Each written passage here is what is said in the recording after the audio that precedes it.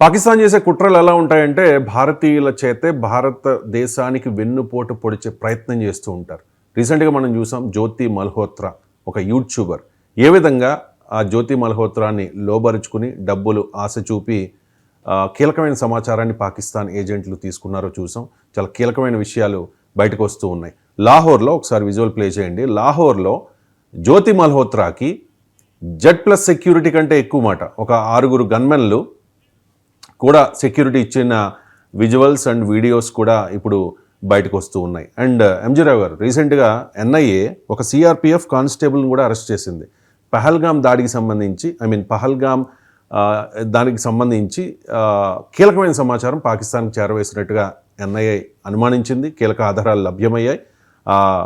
CRPF కానిస్టేబుల్ని కూడా NIA అదుపులోకి తీసుకుని విచారిస్తోంది. సో భారతీయుల చేతే భారత్కు వెన్నుపోటు పొడిపించే పాకిస్తాన్ కుట్ర మీద మీ కామెంట్ ఏంటి? ఎస్ అండి, మీకు ఒక భారతదేశం ఎంత జాగ్రత్తగా ఉండాలో చెప్పే పెద్ద ఇన్సిడెంట్లు ఇవి. ఇది మోడీ గారికి తెలియక కాదు, భారత నాయకులకి తెలియక కాదు, ముఖ్యంగా మోడీ గారికి ఒక విషయం తెలుసు. ఒకసారి నేను చిన్న కథ చెప్తాను, చరిత్రలోకి వెళ్తాను. తర్వాత వీళ్ళు జ్యోతి మల్హోత్రా, ఈ రామ్ జాట్ అనే ఒక CRPF కానిస్టేబుల్ ఈరోజు భారతదేశాన్ని ఎంత భయంకరంగా వెన్నుపోటు పొడిచారో, అంటే భారతీయులే భారతదేశానికి వెన్నుపోటుదారులు, చరిత్రలో ఎలా ఉండదో చెప్తాను.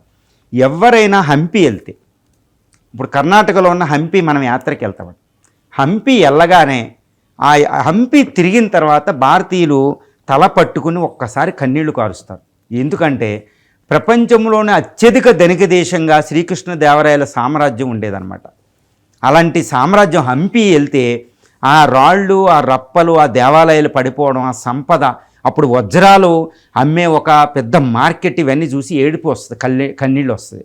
ఎందుకంటే ఆ రోజు ఆ సామ్రాజ్యాన్ని తల్లికోట యుద్ధంలో మొత్తం భారతదేశంలో ఉన్నప్పుడు ముస్లిం సామ్రాజ్యాలన్నీ కలిసి ఆ శ్రీకృష్ణదేవరాయలు ఎస్టాబ్లిష్ చేసిన సామ్రాజ్యాన్ని కొల్లగొట్టేస్తాయి. అక్కడున్న సంపదని తరలించడానికి ఒకే నెల రోజుల పాటు వేలాది గుర్రాలని ఏనుగులు ఉపయోగించారంటే ఎంత సంపద తరలించారో తెలుసు. ఆ కోహినూరు వజ్రం కూడా ఆ రోజు ఆ హంపి నుంచి వెళ్ళిపోయింది.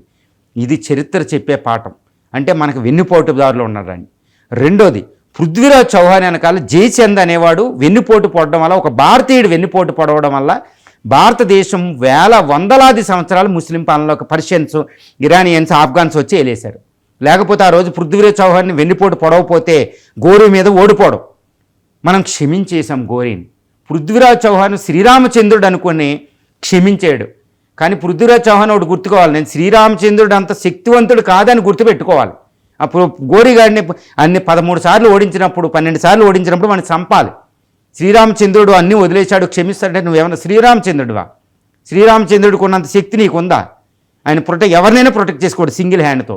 పృథ్వీరాజ్ చౌహాన్ ఏదో క్షమాగుణం మనల్ని ఈరోజు ముస్లిం పాలనలో గెంటేసింది ఒక సుమారు 800 సంవత్సరాలు. తర్వాత ఈ సిరాజ్ ఉద్దౌలా తర్వాత మీర్ జాఫర్ అనేవాడు వెన్నుపోటు పొడిచాడు. కమాండర్ ఇన్ చీఫే వెన్నుపోటు పొడుస్తాడు. వెన్నుపోటు పొడిచి అక్కడ సైనికులు వెన్నుపోటు పొడితే బెంగాల్ బ్రిటిష్ వాడి చేతిలోకి వెళ్తే బ్రిటిష్ సామ్రాజ్యం చాలా చిన్నదప్పుడు. బ్రిటిష్ వాడికి డబ్బులు కూడా లేవు, ఇండస్ట్రియల్ రెవల్యూషన్ కూడా రాలే. మన బెంగాల్ సంపద థేమ్స్ నదికి వెళ్తే బ్రిటిషు ప్రపంచ తక్కిడిలో పైకి వెళ్ళి అన్ని దేశాలను కొట్టి ప్రపంచాన్ని వేలేసింది మన సంపదతో. ఒక మీర్ జాఫర్ అనే ఒక వెన్నుపోటుదారుడు సిరాజ్ ఉద్దౌలా పడగొట్టడానికి. ఇది చరిత్ర అండి. అంటే ఏంటి? భారతీయులే వెన్నుపోటు పొడిస్తే భారతదేశం పరాయి పాలనలోకి వెళ్ళిపోయింది. ఈరోజు భారత పాక్లో యుద్ధం జరుగుతుంటే ఒక CRPF కానిస్టేబుల్ పహల్గామ్లో అంత సమాచారాన్ని అక్కడ ఇచ్చాడని తెలుస్తుంది NIA ఇదిలో. ఎందుకంటే అతను పహల్గామ్ దాడికి 6 రోజుల ముందు అక్కడ నుంచి ట్రాన్స్ఫర్ చేసుకుని వెళ్ళిపోయాడు. దాడి జరిగిద్దని తెలుసు, సెన్సిటివ్ ఇన్ఫర్మేషన్ ఇచ్చాడు. అందుకని ఆ ఇన్ఫర్మేషన్ పట్టుకుని వాళ్ళు 22 కిలోమీటర్ల పాటు వచ్చారు. అంటే ఎంత దారుణమైన పరిస్థితితో చూడండి. ఆ CRPF జవాను అంటే ASI assistant sub inspector of CRPF ఏం చేశాడు? డబ్బుల కోసం అమ్ముడు పోయాడు, భారతదేశాన్ని ఆపదలోకి గెంటేశాడు. లేకపోతే ఇంత యుద్ధమే చేయం ఈరోజు అభివృద్ధిగా అభివృద్ధి బాగుండు. తర్వాత జ్యోతి మల్హోత్రా ఆవిడ లాహోరు విజిట్ చేస్తే అక్కడ అనార్కలి బజార్ అని ఒకటి ఉంటుంది అనమాట. అనార్కలి అంటే మొఘల్ టైంలో లాహోర్ని బాగా అభివృద్ధి చేసింది భారతదేశమే. అనార్కలి బజార్ అనేది ఒకటి ఉంటుంది. అది షాపింగ్కి చాలా పెద్ద ఫేమస్. ఇప్పుడు మన చార్మినార్ దగ్గర గాజులు ఎలాగో అక్కడ కూడా లాహోర్ దగ్గర అక్కడ ఒక పెద్ద మార్కెట్. ఆ మార్కెట్కి జ్యోతి మల్హోత్రా వెళితే అక్కడ 6 AK-47 పట్టుకుని ఒక ప్రైమ్ మినిస్టర్కి ఉన్నంత సెక్యూరిటీ ఇచ్చారు. ఇది అంటే ఒక భారతీయురాలు ఎలా వెన్నుపోటు పొడుస్తుంది చూడండి, ఎంత ఇన్ఫర్మేషన్ ఇచ్చింది ఆవిడ. ఏంటి, ఒక శారీరక సుఖానికి, ఒకే డబ్బులకి, ఒకే డ్రగ్స్కి అలవాటు పడి, ఒక వ్యూస్ లైక్స్ కోసం తన యూట్యూబ్ ఛానల్ పైకి వెళ్ళడానికి భారతదేశాన్ని అమ్మకానికి పెట్టారు వీళ్ళు. చిన్నోళ్ళు అనుకోకూడదు. ఒకప్పుడు బొంబాయి దాడప్పుడు కూడా ఒకళ్ళు ఇలాగే లంచానికి కొన్ని డాలర్స్కి అమ్ముడిపోవడం. ఇది నేను ఏం చెప్తున్నానంటే వీళ్ళని క్షమించకూడదు. వీళ్ళని క్షమిస్తే మనం చెప్పాను కదా, ఈ మీర్ జాఫర్ చేసిన పనికి బ్రిటిష్ వాడికి 250 సంవత్సరాలు వచ్చాడు ఇండియాకి.